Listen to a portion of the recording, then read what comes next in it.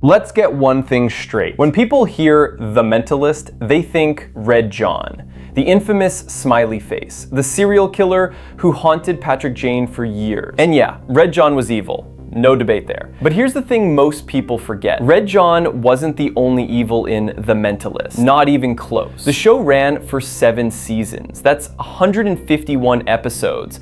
And buried across that timeline are dozens of people, killers, manipulators, cult leaders, corrupt agents, and charming psychopaths who committed acts just as disturbing, just as chilling, and in some cases, even more personal than Red John himself. Welcome to the most evil characters in The Mentalist. There's Creepy, and then there's Brett Partridge. And let's be honest, the moment he walked onto the screen in season 1, you knew something was off. The guy had the warmth of a morgue drawer, monotone voice, bug-eyed stare, and a borderline obsession with death scenes that made even hardened detectives uncomfortable. But what really made Partridge terrifying wasn't just his presence, it was how casually he fit in. He worked for the California Bureau of Investigation as a forensic specialist. On paper, totally normal job. Behind a desk analyzing crime scenes, nothing flashy, but the way he talked about murder scenes, the way he hovered around blood like it was art, you felt it in your gut. This guy enjoys this too much. From the beginning, fans clocked it. Reddit threads, fan theories, comment sections, all flooded with speculation. Is Brett Partridge Red John? He's way too into crime scenes. There's no way he's clean. And the show played into it. He shows up in season 1, episode 2, red hair and silver tape, and right out of the gate he drops a line about serial killers being misunderstood. That's not just a red flag, that's a goddamn parade of them. Partridge wasn't just creepy, he was morally off, detached. Like murder wasn't tragedy to him, it was a puzzle, an aesthetic, something to study and admire.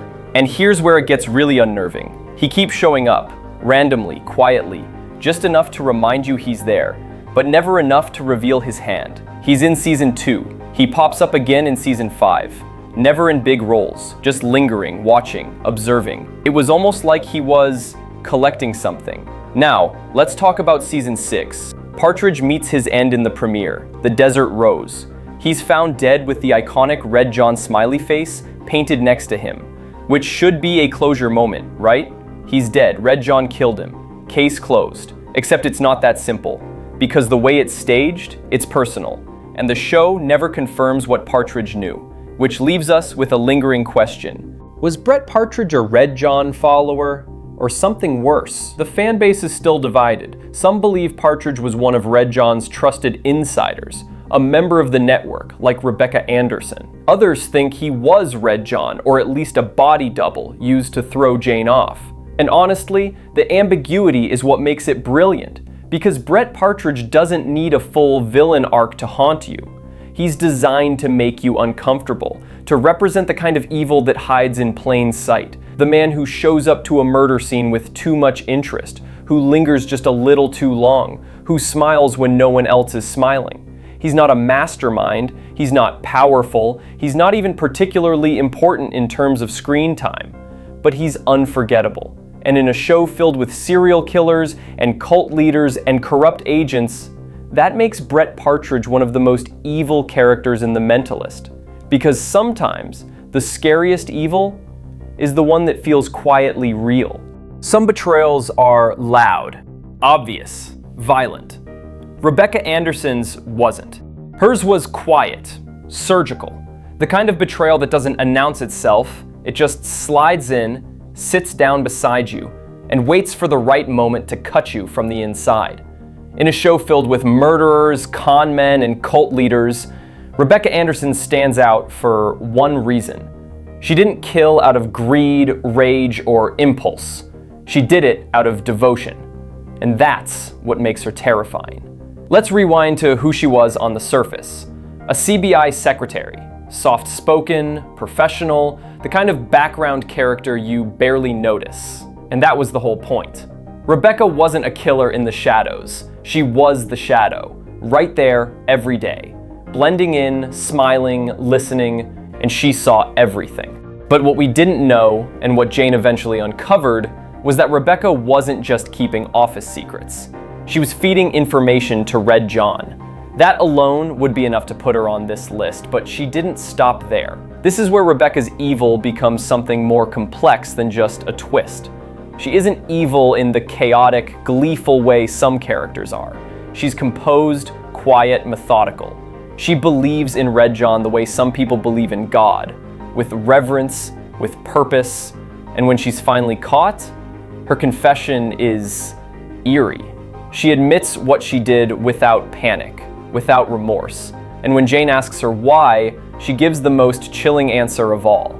He's a great man. Let's pause there. That moment, that delivery, says more about Red John's influence than anything else in the show. Because Rebecca isn't brainwashed in the cartoonish, over-the-top way TV sometimes portrays cult-like followers. She's rational, calm, believable. She's the terrifying kind of follower that exists in real life. The bureaucrat who says, "I was just doing my job." The insider who turns a blind eye, not because they're scared, but because they agree. In some ways, Rebecca's character feels like a warning that evil doesn't just live in violent men with knives or serial killers in masks. It lives in systems, in institutions, in the people who make the coffee, file the paperwork, keep things running. And when those people turn, you don't even see it coming. If there's one character in The Mentalist who proves that evil doesn't always start loud, it's Richard Hibback. Because Hibback didn't show up in a dramatic blaze of violence or a twisted monologue. He showed up quietly, awkward, defensive, whiny. The kind of character you brush off, an annoying tech guy with a grudge, nothing to worry about, until he was. When we first meet Hibback, he's just one of many suspects. He's hostile, sure, kind of rude, but nothing screams dangerous. He's the type of guy you'd expect to file a complaint, not commit a felony. But over time, his resentment festers, and like any good, slow-burn villain, Hibback simmers just below the surface, letting the hatred grow. And it all stems from a very personal grudge. Now let's be clear, wrongful accusations are serious, and if the story ended there, you might even feel sympathy for him. But this is The Mentalist, and nothing stays clean for long. Hibback isn't just angry, he's obsessed. He lets that bitterness define him, and eventually, it warps into something darker. And by the time we see him again in season 6, he's not just bitter, he's full-blown deranged.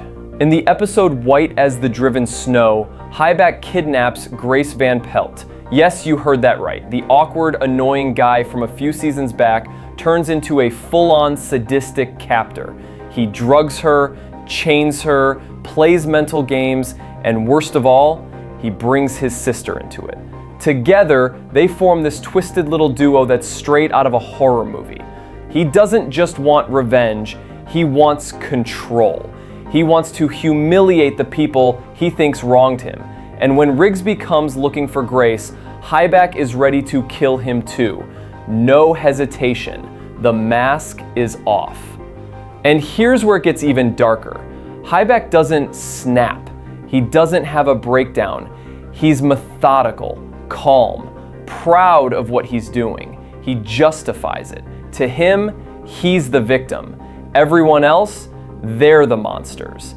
And that twisted sense of justice, the idea that he's owed this, is what makes him truly terrifying. Because it's believable. You've seen people like him in real life, people who stew in bitterness until it curdles into something violent, who smile while hurting others and still think they're the ones being wronged. Hibback isn't some Red John-esque mastermind. He's not clever, he's not manipulative, but he's a brutal reminder of what untreated rage and entitlement can become. If Red John was chaos and terror, then Brett Stiles was control and charm, and somehow that might be even scarier. Because unlike the other names on this list, Brett Stiles didn't need to kill you to control you. He didn't need violence. He had something much more dangerous: belief.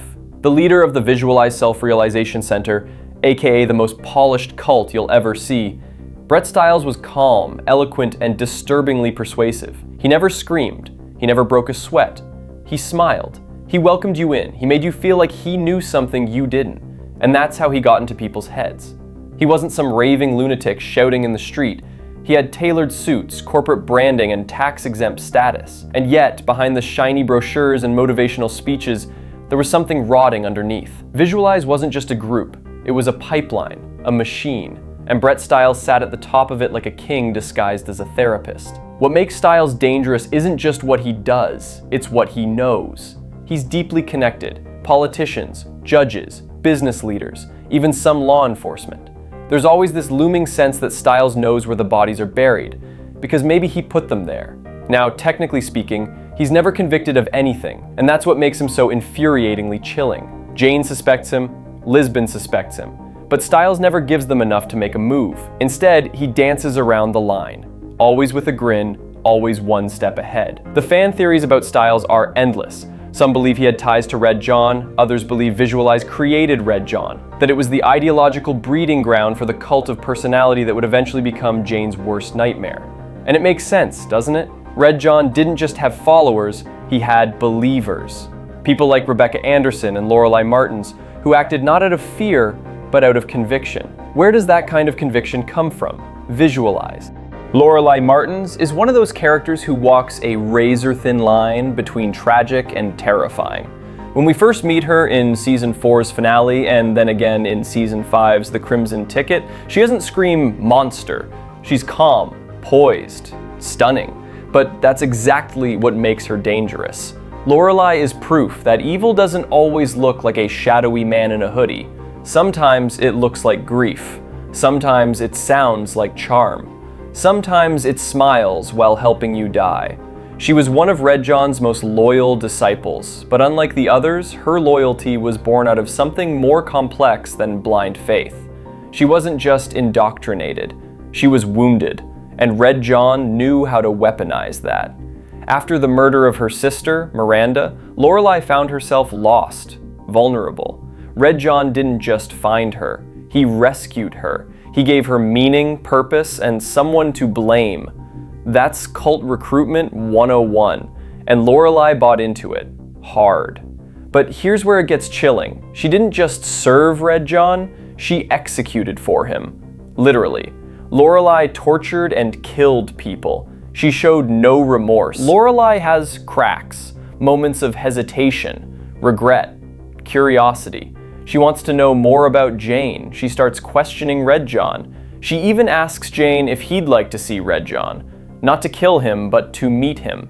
This is where her arc gets layered. Lorelei Martins is a walking contradiction. Beauty and brutality, trauma and terror. And that duality, that's exactly what makes her one of the most evil characters in The Mentalist. There's something especially dangerous about people who make you like them even when you know they're lying. And Erica Flynn, she is that danger wrapped in silk and wit. Unlike Red John or Hibback, Erica doesn't rely on fear or violence to get what she wants. She uses charm, confidence, seduction. But don't get it twisted. Beneath the flirty smiles and smoky eyes, Erica is cold-blooded. She first appears in Season 3. Jane and Lisbon are investigating a murder at a matchmaking company, and who's the co-owner? Erica. Gorgeous, composed, and immediately suspicious. But what makes her stand out isn't just that she's a suspect, it's that she knows she's a suspect. And she plays the game like it's foreplay. Even Jane, who's usually 3 steps ahead, finds himself off balance, which is rare. Erica murdered her husband. That's the twist. She orchestrated the whole thing, used her charm as cover, and almost got away with it. But the real kicker? Even when she's arrested, she's not worried. She knows how to work the system, she knows her power, and she uses it again later. She twists the situation, flirts, teases, keeps Jane guessing, and in the end, she escapes, disappears, fakes out the FBI, and vanishes like a ghost. Legendary.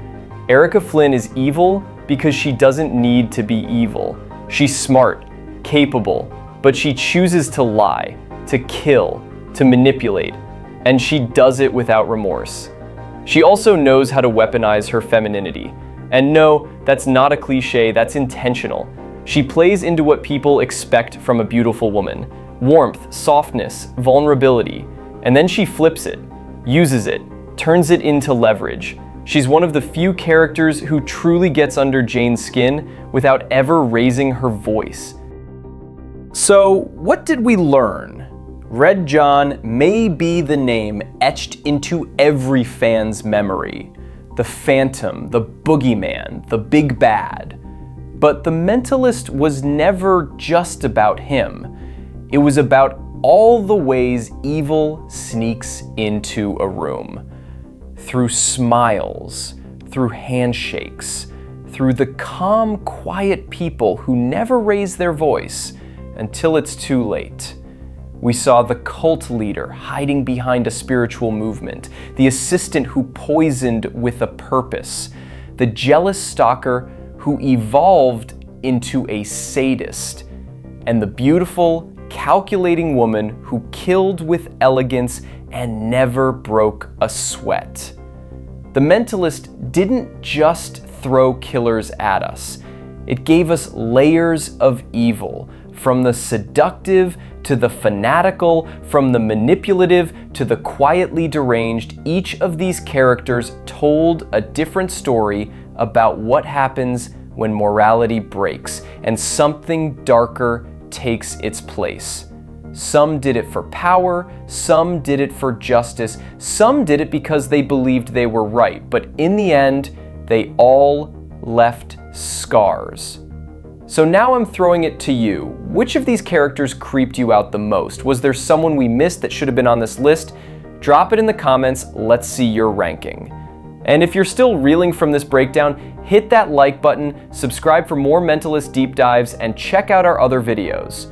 Remember, in this show, it's not just about solving the case, it's about surviving the fallout.